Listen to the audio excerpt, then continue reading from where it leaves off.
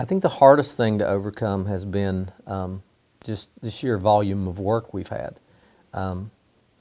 You can do more with less.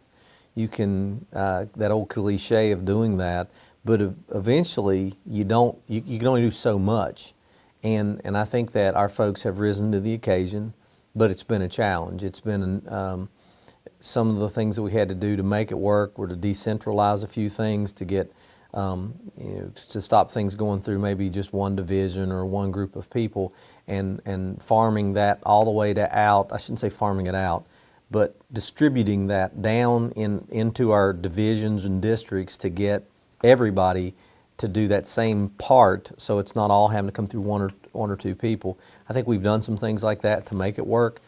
One thing I am keen upon is transparency. And I believe with the development of our brand new Strategic Performance Management Division, our funding choices, our funding decisions, our financial decisions on projects that we choose to fund, I think the solution is going to be there for everybody to see.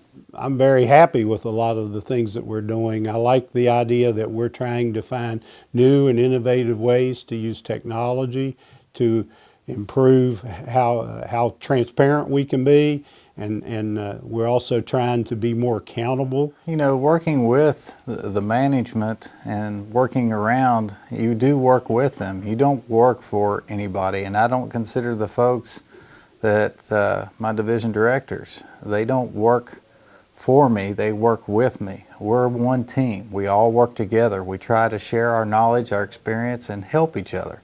It does no good to, try to work against someone. It's always best to work together, and I think we do a real good job here at Highways. We have a lot of very, very good employees who are dedicated to the work that they do.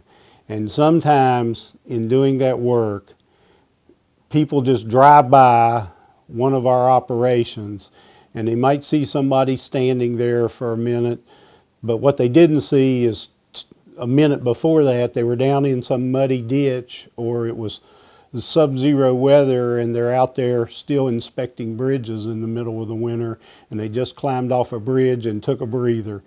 I'd like to sincerely thank Governor Jim Justice and his forward-thinking vision with making transportation his centerpiece. It's so good. It's so good to be here working in Highways today, where you feel like you make a difference, you work together, and we can achieve the impossible. In management, there's a couple of ways to describe new edicts. One is a memorandum edict, and that's easy. It's something simple enough to put on a memorandum. You can do that.